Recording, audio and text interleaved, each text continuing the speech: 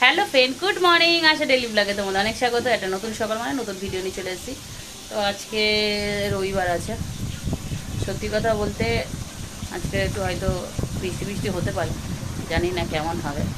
তো আজকে চা আমাদের খাওয়া হয়ে গেছে, আর চাটা খেয়ে এখন আমি মানে দাদাভাই বাজারে গেছে মাছ আনতে, আনলে মাছ ভাজা করবো। আর এদিকে দেখো, এই দুজনকে দেখো, আমাদের বাড়িতে নতুন অতিথি এসছে।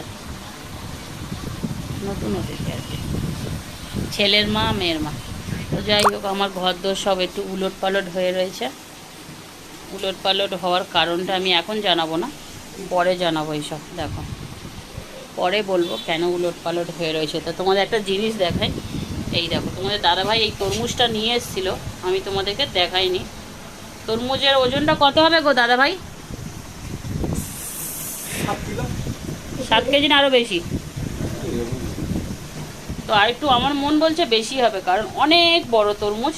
তো এটা নিয়ে এসছে পরশুদিন রাতে, এখন অবধি এটাকে কিচ্ছু করা হয়নি। আসলে দেখতে তোমরা বুঝতে পারছো না এটা কতটা বড়, কিন্তু বিশাল বড় তরমুজ। একার পক্ষে খাওয়া মানে এটা অনেকজন, মোটামুটি 10-12 জন 15 জন হবে, তাহলেই খেলে মানে খাওয়াটা ঠিক হবে। হাত দেবো?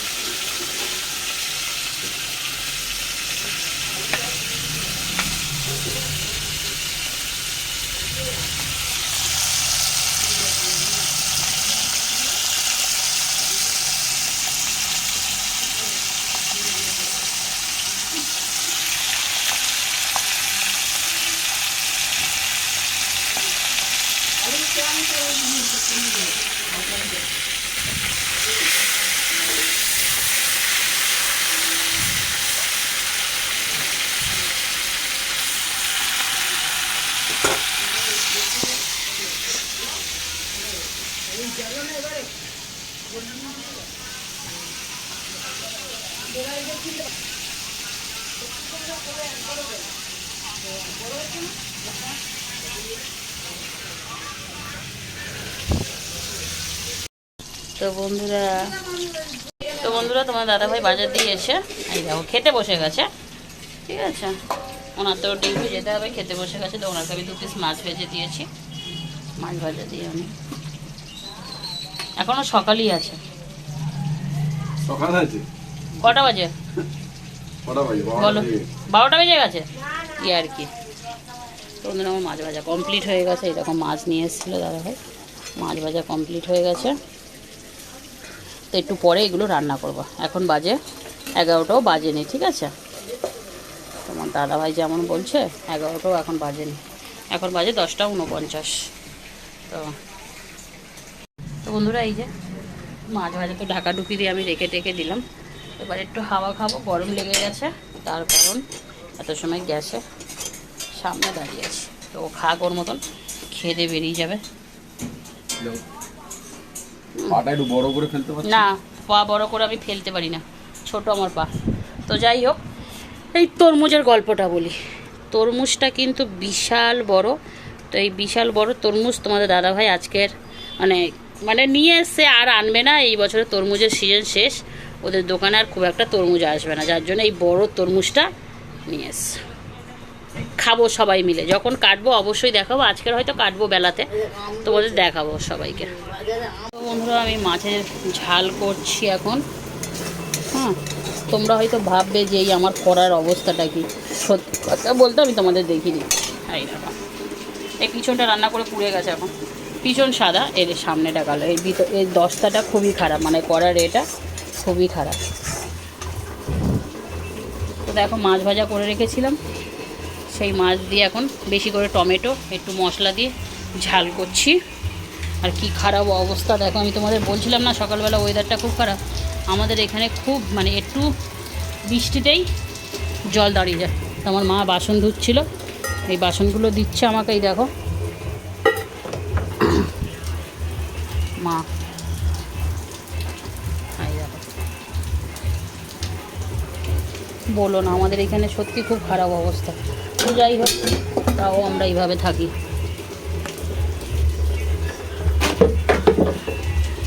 এক্ষুনি এই ড্রেনে জল জমে যাবে, জানো, এই ড্রেনটাতে এক্ষুনি ভরে যাবে।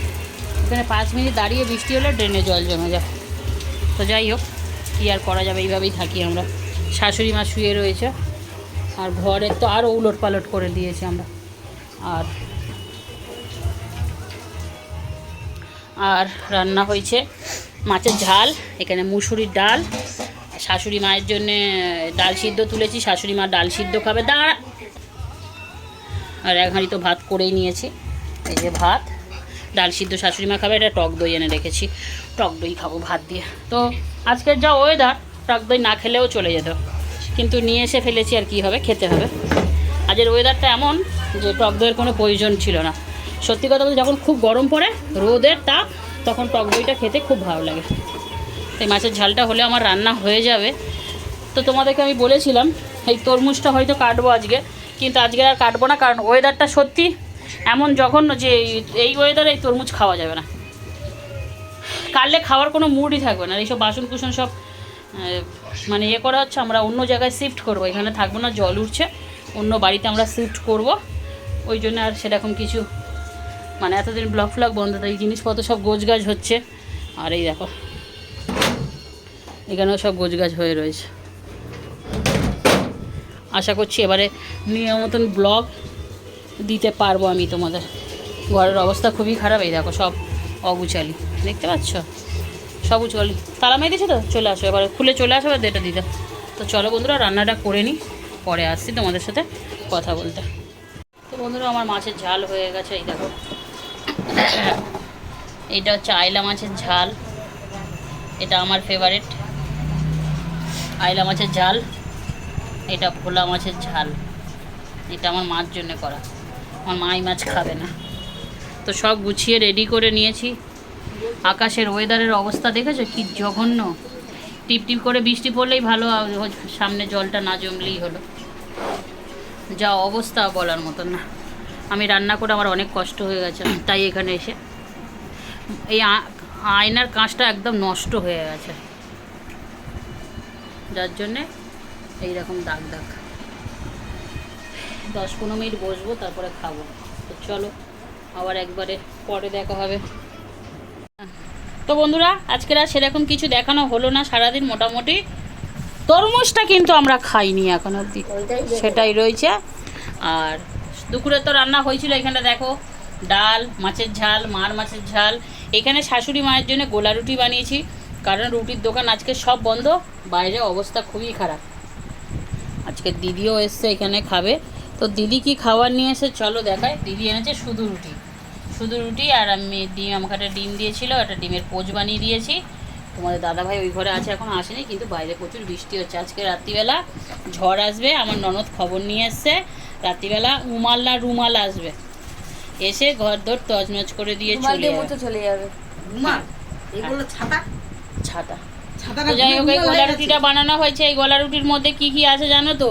এই গোলা রুটির মধ্যে আছে কাঁচা লঙ্কা, টমেটো, পেঁয়াজ এবং ময়দা, তার উপরে জল, তার মধ্যে ডিম, তার মধ্যে নুন, ঠিক আছে, নুন টুন দেওয়া আছে, তেল দিয়ে ভাজা আছে। তো সব কিছু দিয়ে আমি এটা বানিয়েছি।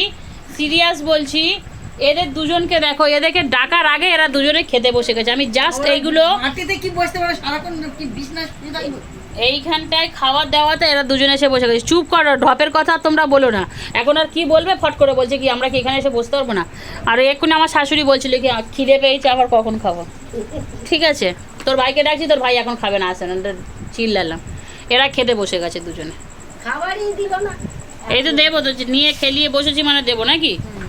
তো চলো বন্ধুরা, আমরা খাওয়া দাওয়া করে নিই। আজকের আকাশের ওয়েদারটা সত্যি খুবই খারাপ, জানি না কি হবে, টেনশনে আছি আমরা। তো বন্ধুরা, খাওয়া দাওয়া করে শুয়ে পড়েছি। বাইরের অবস্থা খুবই খারাপ। এখন বাজে 1:30 বাজে, দেখতেই পাচ্ছেন। ঠিক আছে, আমি ঘুমাতে পারছি না টেনশনে, মানে এতটাই খারাপ অবস্থা আমাদের বাইরে। পুরো ঘরের সামনে জল ফল জমে খুব জঘন্য মানে কাণ্ড হয়ে যাচ্ছে আর কি। এতটাই চিন্তা হচ্ছে, মানে আমি শুতেই পারছি না। 1:30 বেজে গেছে, দাদাভাই এই মাত্র ঘুমালো, এত সময় জেগেছিল টেনশনে। মানে ঘরের দরজার সামনে জল, খুব বাজে একটা ব্যাপার। বুঝতেই পারছি না যে কী হবে এতটা জল জমাতে। যাই হোক, এতটাই নোংরা জল মানে আর ভালো লাগছে না। তো যাই হোক, ভিডিওটা লম্বা করছি না। ভালো থাকবে, সুস্থ থাকবে, ভালো চ্যানেলটা সাবস্ক্রাইব করো, এরকম অনেক ভিডিও আসবে তোমাদের জন্য। আজকে খুবই টেনশন। তো চলো, টাটা, গুড নাইট।